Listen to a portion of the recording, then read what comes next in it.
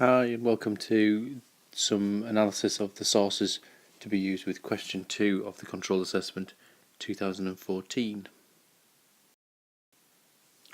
Remember, the focus of the question is how valid is the interpretation in the reconstruction picture of the Great Hall.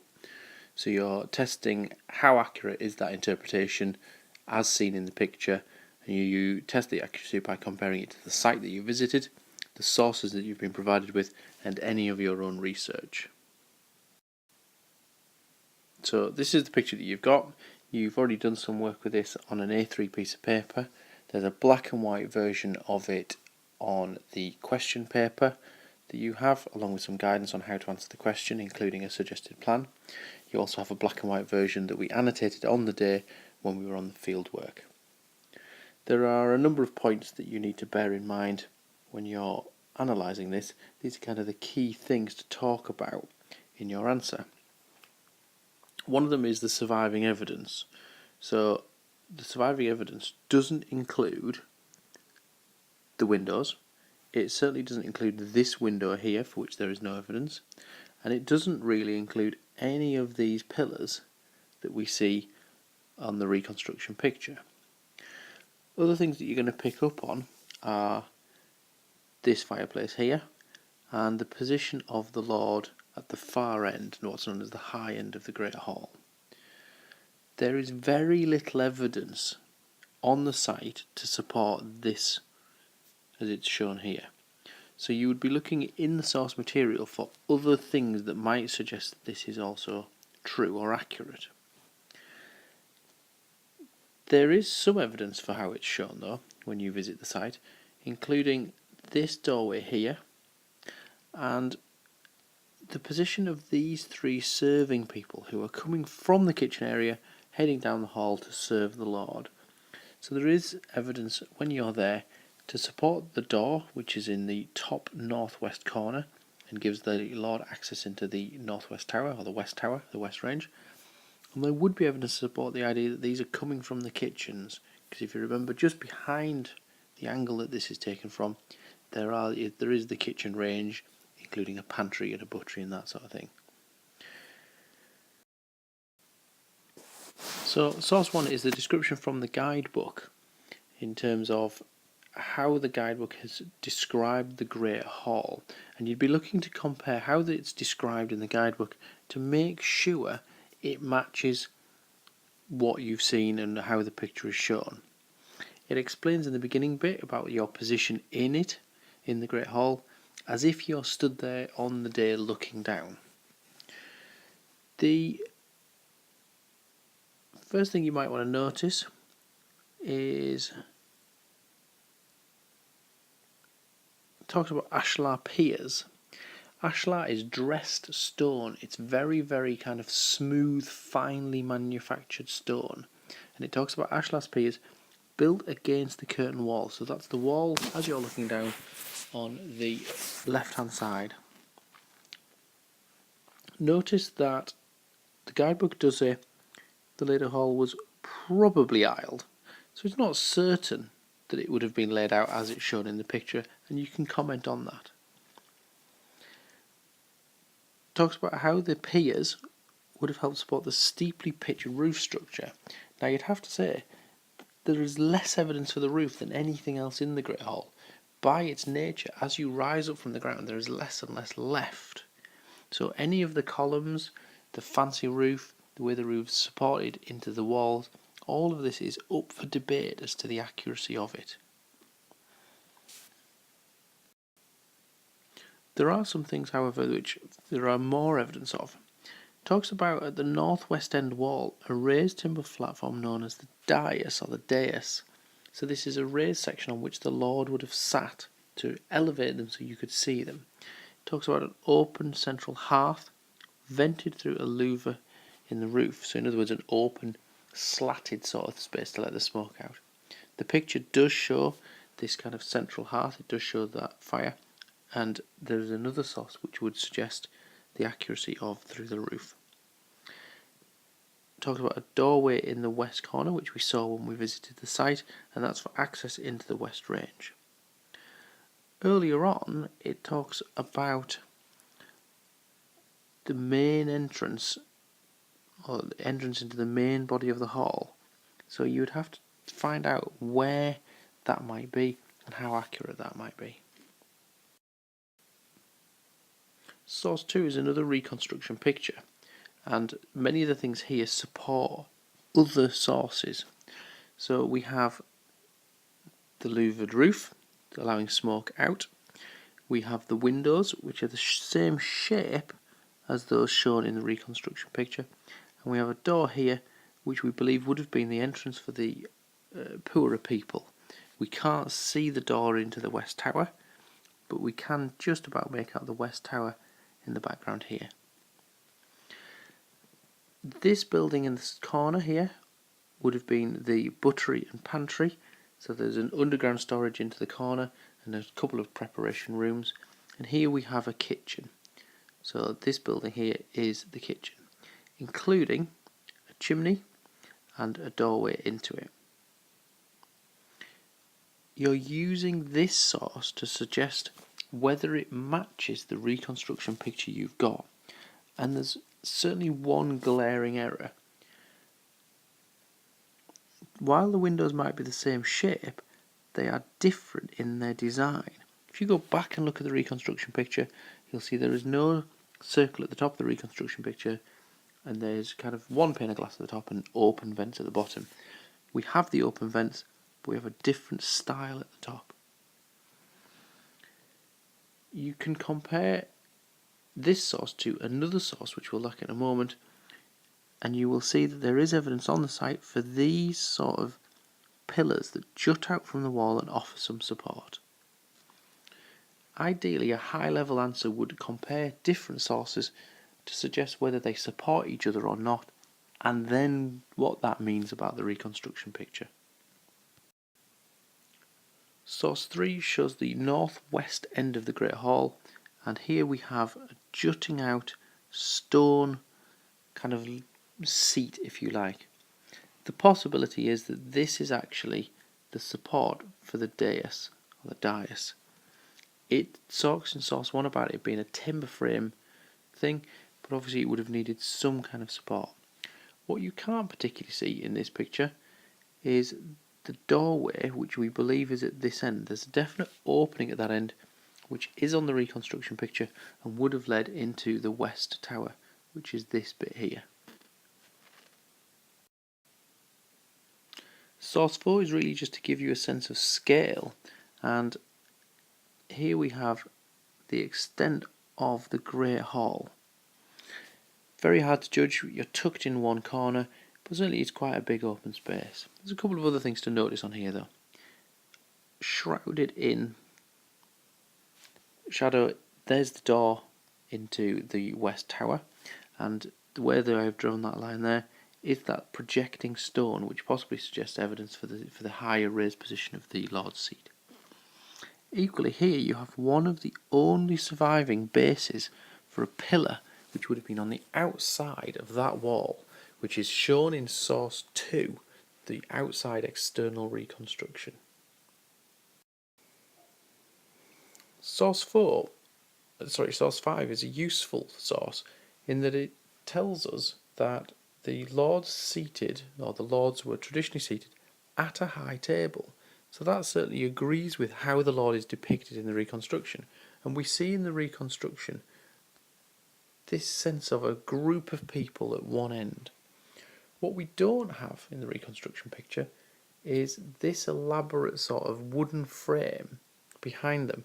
But that doesn't mean that how it's shown in the reconstruction picture is wrong, because of course this is from a French manuscript. So it's not supposed to be showing Helmsley. It's merely giving us an idea of how the Lord would have been arranged in the 13th century. And obviously the Great Hall we're studying is 13th, 14th century. So there are some positives you can take from this, but you have to be careful when you're talking about its provenance, because it is ultimately a French manuscript. Source 6 shows you 3 of the entrances into the service area or into the kitchen area. You have one here, one there, and one there. What the source doesn't show you is an entrance which we expect to see here. We believe there should be a door there to allow the poor people in, and there should have been a screen, a timber screen, running down that angle there. Now clearly a timber screen isn't going to survive, so you wouldn't expect to see that, but there should have been a door that allowed access into the Great Hall. We believe this area to be the buttery, and one of these two was probably the pantry where they would have kept bread. There's an additional building which is actually a separate building, and that's the kitchen range, which is over there. And here we saw evidence for ovens, and there's a fireplace just in that corner there as well. Source 6 is useful to corroborate other evidence seen in other sources. And one of the key sources that it corroborates is this in source 7. So here you see again the 3 doors, and this is the entrance I was talking about into the Great Hall, mentioned in source 1 in the extract from the guidebook, but not shown in the reconstruction picture, and not really visible in source 6 either. Here we have the screen, which again is mentioned in source 1 in the guidebook description, and then we have a range of buildings, pantries, butteries, and something else. And here you can see that the kitchen is a definite separate building with just a covered passage possibly between the two so that people could transport food without getting wet. Key bit for us, there's a definite chimney here, and there's a door into the kitchen there, but there's a definite gap between the buildings. Source 8 is a picture from the 14th century manuscript known as the Luttrell Psalter. This is a British manuscript, so it's an English manuscript from the time, and it shows 2 people roasting meat on a spit. It tells us something about how food was cooked at the time. Excuse the spelling error on that one. And we saw a large open fireplace in the kitchen that would have supported some form of cooking like this. But you'd have to ask yourself, does this tell us anything about the Great Hall? It tells us about how they cooked, but doesn't really tell us anything about how the Great Hall has been shown in the reconstruction picture. Source 9 is the plan from the back of the Helmsley Castle guidebook. This shows you the remains and the outline of the castle, and shows you how it's developed over time, so the different colours obviously the periods in which the castle has developed, and the pink, which is the outlines of the Great Hall and the kitchen and other areas, is somewhere between 1285 and 1342. It's not colour on your source booklet, but it doesn't really need to be honest. The thing that's significant for you in looking at your sources is the relationship between the various buildings, and does this support other evidence? Well, clearly you have here the Great Hall. It's quite obvious. Here we can see there's a doorway. There's another doorway entering here, so that supports what's written in source 1, some of the site evidence that we have, and certainly you've got the 3 entrances here into the various service ranges.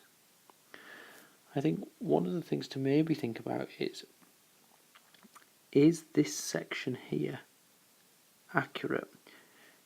The line of the hall into the pantry is not a smooth one, yet when you look at source 2, the external reconstruction, the relationship between the kitchen, the pantry and the Great Hall doesn't look quite right.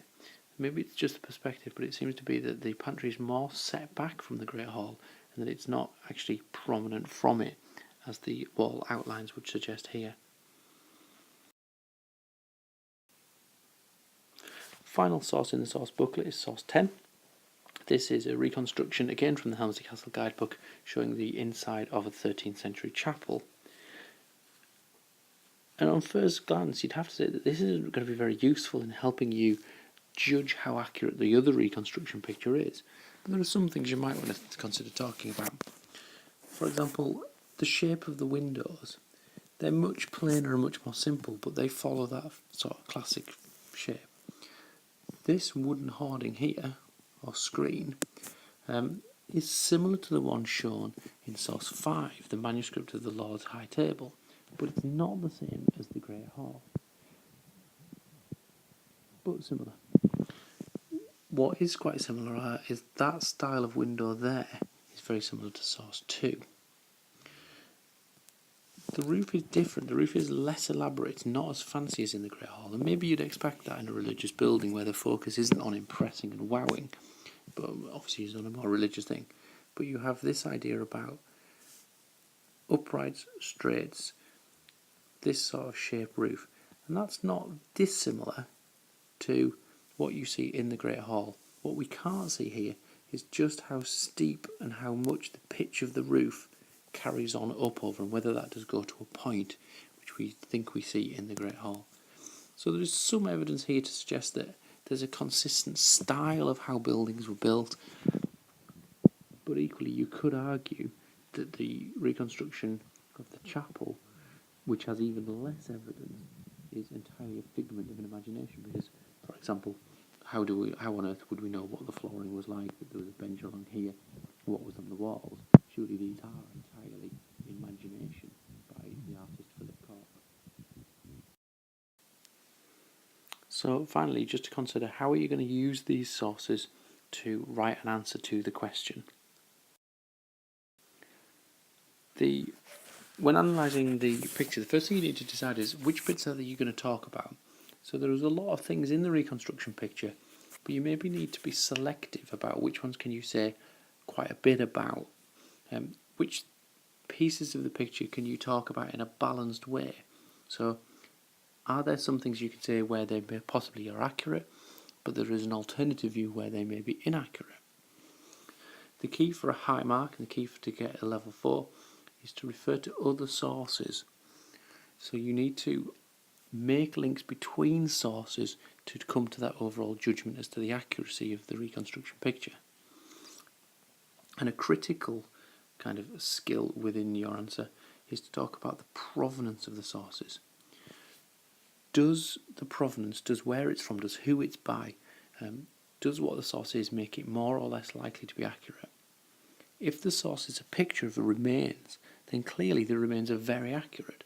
But if they don't tell you very much, they've got good provenance, they're trustworthy, but they're not very helpful. Alternatively, we have provenance of sources from a French manuscript or an English manuscript from the time. Solid provenance, really useful that they're from the time, but they're not from Helmsley Castle.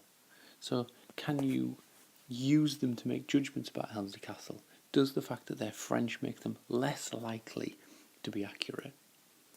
Don't forget, of course, that Helmsley Castle was built by French descendants, that it's the product of the Norman invasion, that it is a French family, and therefore they would have probably been very heavily influenced by what happened in France. So the French manuscript actually might be right. So the plan is we're going to do the write-up of question 2 on Monday the 14th of July. This is the first Monday of the new timetable after people have returned from work experience and other events. We have a double lesson that day, period 3 and period 4. There will be additional time in the following lesson that week if we require it, but I'd hope we wouldn't. The question paper you've got has a suggested plan. I suggest you look through that and remind yourself what you need to talk about. In terms of the write-up, you are allowed to take as much information in there as you can. So you can take your folder. We will do it in the classroom where you will have your folder. You'll have the source booklet, which should be your key kind of document. You'll have the question paper and the guidance that comes with that in terms of what you're trying to achieve in the essay, and any other research that you may choose to do. I will provide you with some research about the author of the guidebook and the artist. You'll have a little pen portrait about those guys, so you can talk about their provenance. Are they skilled historians? Do they know what they're talking about? Does that make them and their work more likely to be trustworthy?